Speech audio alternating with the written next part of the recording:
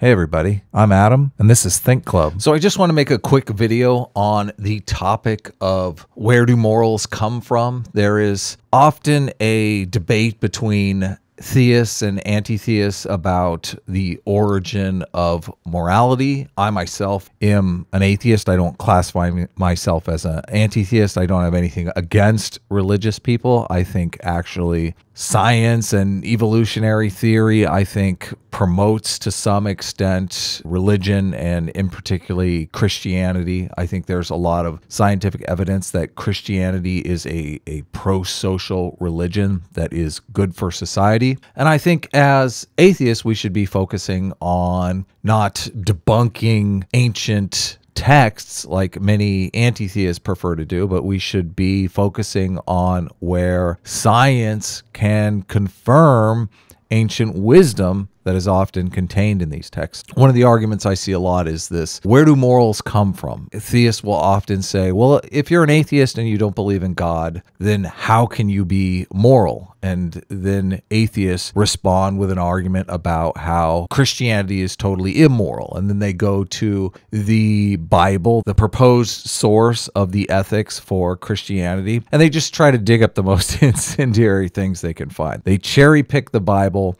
to find terrible passages, and they say, look, this is not morality. We can both agree that things like slavery and rape are immoral, yet they are contained in the Bible. Therefore, the Bible is not a good source for morality. So I think there is kind of a miscommunication going on here. I think intuitively, I think religious people know that it's difficult for atheists to be moral without God. And God definitely is a kind of enforcement mechanism. And I think their intuitions is people are going to misbehave without this enforcement mechanism. And instead of wording the argument that way, they tend to get focused on this debate over the list of moral items and potential moral infractions. The debate obviously kind of devolves into this debate over ethics. What is ethics? And there are a number of ways that you can go with ethics. I don't think either party is going to see eye to eye. I think both parties have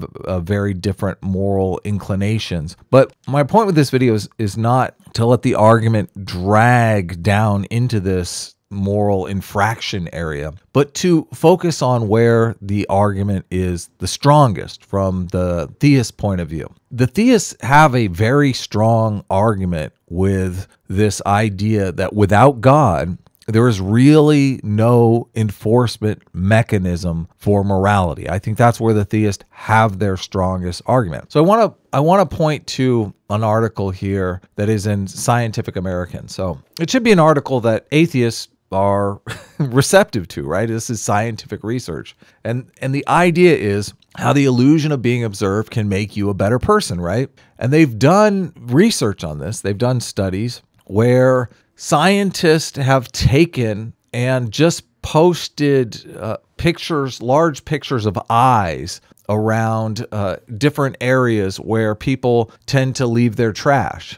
And sure enough, if they post pictures of eyes, just tricking our evolutionary systems into believing that we're being watched, people behave more morally. So the idea behind you believing that you're constantly being watched by a greater power, by a God, will tend to make people behave more morally, more correctly. So bogging this argument down into what is the correct way to act, like getting caught up in the moral system, I think is not the best way to argue this out, when you can argue and be supported by plenty of scientific data that people who believe in God, who believe someone is watching them, who someone is monitoring their right and wrong behavior, will scientifically, verifiably, objectively verifiably act more morally, behave in a more moral manner. When theists make the claim that atheists will have more difficulty being moral without a belief in God, they have science on their side. They have science to back this up. So I think you have a stronger case there that atheists or anti-theists are less likely to, well, less obviously I think people are going to brush aside these claims because they're not going to like the claims that you're making on them. But these claims are based in science, which they should be, by their own admission, predisposed to accepting.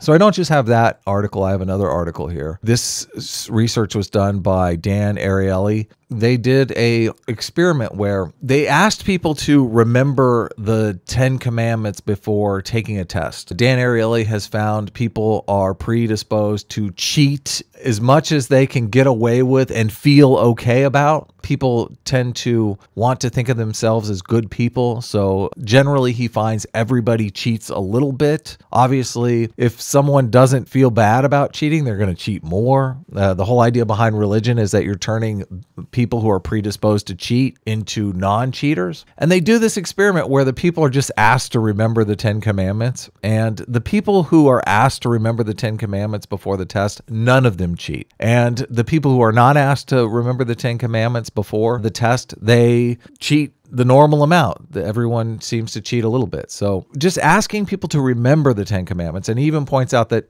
many of the people don't even recall the 10 commandments. They don't even recall all of them, but that predisposes them not to cheat. So this is more evidence that believing in this moral code and just keeping this moral code top of the mind, it turns people into better, more moral, less selfish, less cheating, less dishonest individuals. So there's some evidence in favor of the idea that theism turns bad people into good people. So that's basically all I wanted to say. I watch a lot of these debates between anti-theists and theists, and I see a lot of them talking past one another. I feel people intuitively, they have a good argument. They feel that they have a good argument, but they don't necessarily know why that argument is good. It's a very intuitive process that we have. So I was looking at this intuitive argument that theists have, that atheists, they don't have any enforcement mechanism on their morality.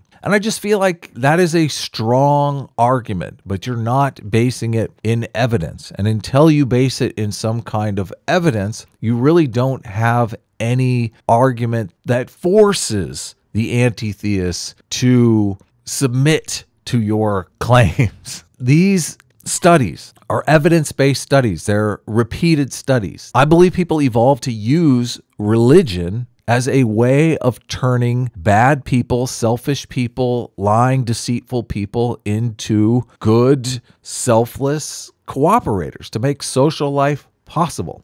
I believe there is plenty of scientific evidence on the theist side here. And I just think that they should use that evidence. So that's all I want to say. Let me know your thoughts on this in the comments below, as always. And let me know if there is another argument that you see people using or you're using yourself that you'd like me to take a look at. This argument comes up. It's in almost every single "don't ask an atheist about morality" videos, or 10 things you should never ask an atheist. If atheists come up with a great reason-based moral system backed by evidence and all the things that they support, that moral system will still need to be enforced, and enforced in a way that takes into account people's predisposition to cheat when they think that they can get away with it. This is where I think their argument for being moral without God, and not necessarily even a factual God, I think even if you grant them, for the sake of argument, that there is no God, we're just talking about the belief that there is a God, the belief that someone is watching you, then that is going to make this moral system with the enforcement mechanism of that belief a better moral system. I don't see how you can get around that. So again, let me know your thoughts in the comments below. I'm super interested in what you guys think. So take care. Well, first of all, if you don't have a purpose, it isn't that your life becomes neutral in a meaningless sense. It's that your life becomes characterized by unbearable suffering. Because the baseline condition of life is something like unbearable suffering.